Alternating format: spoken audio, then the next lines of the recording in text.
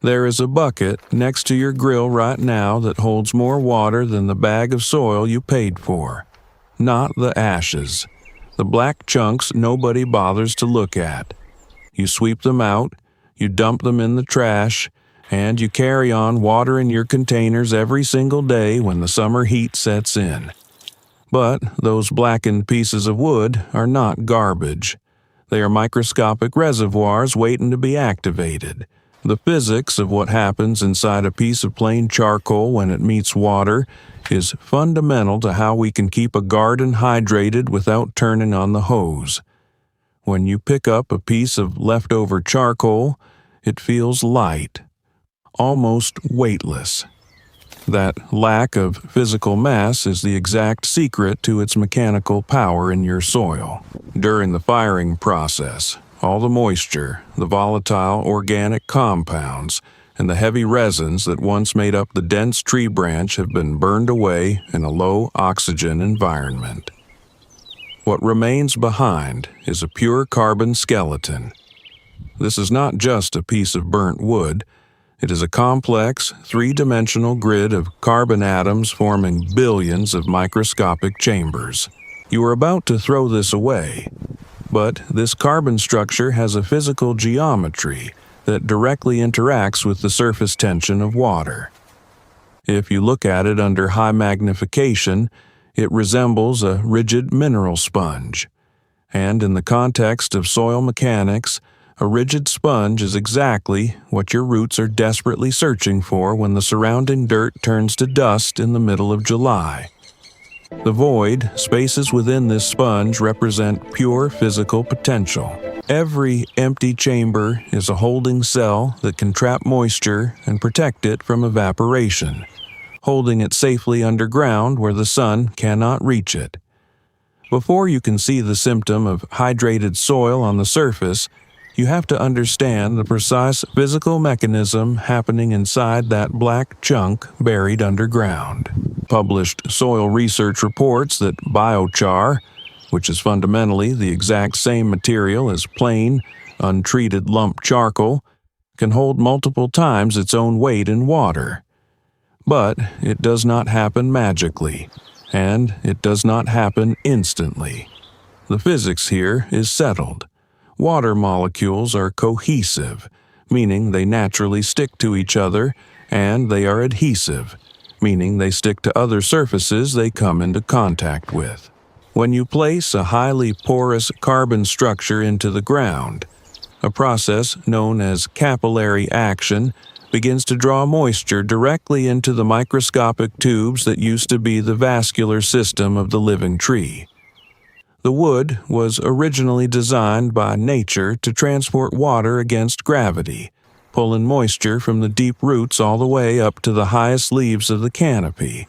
Even though the wood is now dead, charred, and carbonized, those physical tubes, known as the xylem, are still intact and fully functional. They are just empty. When water surrounds the charcoal in the soil matrix, the adhesive forces between the water molecules and the interior carbon walls are significantly stronger than the cohesive forces keeping the water droplets together in the surrounding dirt. The water is physically pulled into the empty chambers. It creeps along the walls of the pores, systematically filling the microscopic voids one by one. Because these internal pores vary wildly in size, they hold water at very different tensions. The larger pores allow water to drain out relatively easily when the roots of a plant exert a physical pull, while the smallest micropores hold on to moisture so tightly that it resists evaporation altogether. This stores the water securely for when the surrounding soil becomes critically dry. This dynamic creates a powerful buffering system. The charcoal acts as a subterranean bank vault for moisture, locking the water away from the evaporating heat of the sun and the drying winds at the surface, but keeping it fully accessible to the suction force of fine root hairs that will eventually wrap around the carbon. But you cannot just bury dry charcoal in your garden and walk away expecting a miracle. There is a precise, observable, chronological sequence of events that takes place when raw carbon meets active soil. The integration takes time, and the physical changes happen in distinct intervals. Days 1 to 7, the repellent phase. When fresh, dry charcoal first enters the soil, it is extremely dry and almost always coated in a fine layer of microscopic ash and carbon dust. Counterintuitively, in this raw state, it is highly hydrophobic. If you put dry charcoal directly next to a root zone, it will physically compete with your plants for available water. The bone-dry carbon acts like a vacuum, aggressively pulling moisture away from the surrounding soil particles. The physics of equilibrium demands that the moisture move from the wetter soil into the dry carbon until a balance is reached. During this first week, the charcoal is charging up, and it is using your soil's existing moisture to do it. A gardener observing the soil during this initial period would notice the ground drying out significantly faster than usual. The soil directly adjacent to the carbon chunks might even appear dusty and loose, as the moisture is aggressively wicked away into the internal void spaces of the charcoal. Days 7 to 21, the equalization phase. As the days pass into the second and third week, the microscopic chambers inside the carbon begin to fill. The water molecules slowly break through the initial hydrophobic resistance caused by the ash dust. The capillary tubes deep inside the wood structure become fully saturated. At this point, the charcoal reaches a stable equilibrium with the surrounding soil matrix. It is holding a considerable volume of water, but it is not yet releasing it efficiently to the plants. This is the period where biological integration begins. Microscopic soil fungi and beneficial bacteria recognize this highly porous carbon structure as the perfect permanent habitat. It provides impenetrable shelter from larger soil predators and maintains a stable, moist environment. These microorganisms begin to colonize the outer layers of the charcoal, spinning microscopic webs of mycelium that create biological bridges between the carbon pores and the surrounding soil grains. The gardener, looking at the soil now, would see a return to normal moisture behavior, but digging down would reveal that the black chunks are now heavy, damp, and often bound tightly to the surrounding dirt by invisible biological threads. Days 21 to 30, the release phase. By the end of the first month, the charcoal has fully transitioned from a water thief to a water donor. It is now deeply integrated into the soil hydrology. When the sun beats down and the surface of the soil dries out, the physical tension in the soil matrix increases. The roots of your plants exert a negative pressure, pulling desperately on any available moisture. Because the charcoal is fully saturated and intimately connected to the root system via those biological mycelial bridges, it begins to release water back into the soil. It only gives up moisture when the tension of the drying soil is greater than the capillary hold inside the carbon pores. It is a strictly demand-driven system. The charcoal slowly meters out hydration, extending the time before the soil hits its permanent wilting point. If a gardener were to observe the soil now during a drought, they would see that while the surface looks parched, the deeper soil remains surprisingly pliable and cool, sustained by the slow drip of moisture from the carbon reservoirs. Knowing this timeline is critical, but setting the system up correctly requires preparing the charcoal so it doesn't steal your water during that dangerous first week.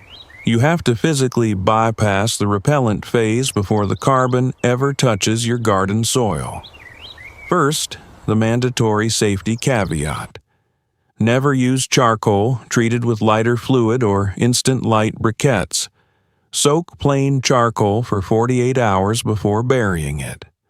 Those chemical accelerants will severely damage the soil structure and destroy the biological life you're trying to cultivate.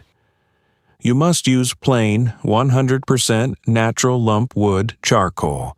The pieces you pull from the grill must be plain wood that is burned down and cooled without chemical intervention. To prepare it properly, you need to break the large chunks down. Large blocks of charcoal have a very small surface area to volume ratio, meaning it takes a tremendous amount of time for water to penetrate all the way to the center of the block. By crushing the chunks with a hammer or a heavy stone into pieces no larger than a standard hazelnut, you exponentially increase the exposed surface area. This physical reduction in size allows the water to access the internal capillary tubes from thousands of new angles, speeding up the saturation process. Once broken into hazelnut-sized pieces, you must force the charcoal through its hydrophobic phase outside of the garden environment. Submerge the crushed pieces in a large bucket of clean water. Initially, almost all of them will float on the surface. The billions of empty pores inside the wood are filled with air, making the carbon highly buoyant. You need to let it soak in this bucket for a minimum of 48 hours. During this 2-day period, the hydrostatic pressure of the surrounding water slowly displaces the trapped air inside the wood. As the air bubbles out, the capillary action fills the internal void spaces, and the pieces will eventually sink to the bottom or become heavy enough to remain suspended in the water column.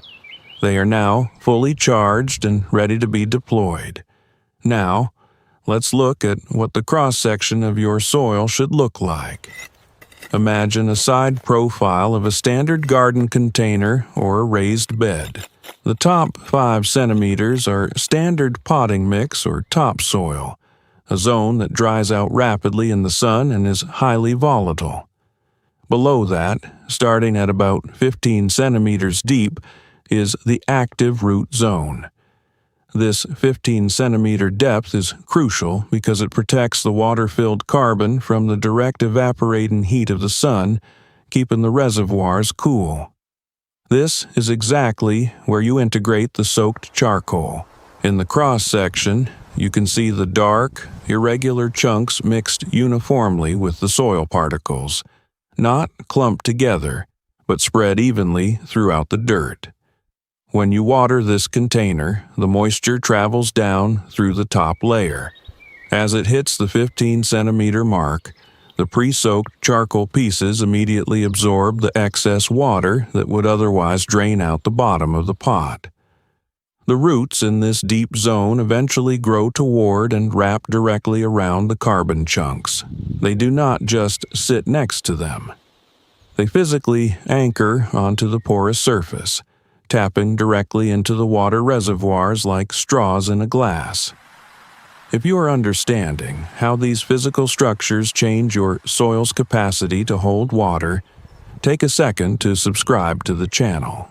Next time, we will look at a very common practice involving the sand layer at the bottom of your pot and why it is physically trapping water right where it shouldn't. Let's compare 2 cross-sections side by side to see the physical payoff of this preparation. On the left, we have a standard pot filled with regular potting soil. On the right, we have a pot with 15% of our prepared hazelnut-sized charcoal integrated deeply into the 15-centimeter root zone. When both of these pots are watered fully on day 1, they look identical from the surface. But watch what happens physically as the days pass without a single drop of rain. By day 4, the regular soil on the left begins to visibly pull away from the plastic edges of the pot. The moisture has either evaporated into the air or drained away through the bottom, leaving the soil particles compacted, hard, and dry.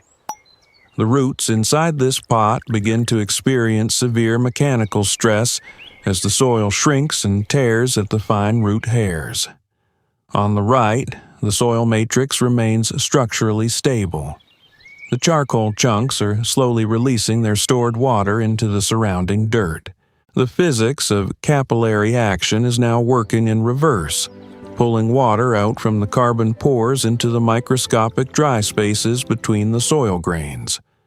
By day 8, the standard pot on the left is bone dry throughout its entire profile, and the plant is actively wilting, its cells losing turgor pressure.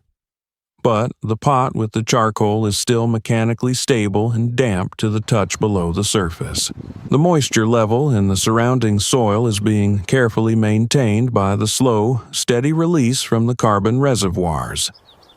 Studies on biochar and plain carbon find that by utilizing the empty pore space of burned wood, the treated soil can maintain plant-available moisture for up to 14 extra days compared to standard dirt.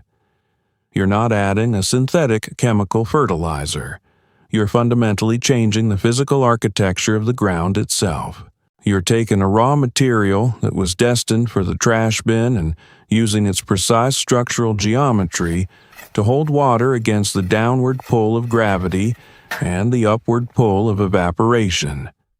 What is the most stubborn spot in your yard that dries out no matter how much you water it? Let's talk about the soil texture there in the replies.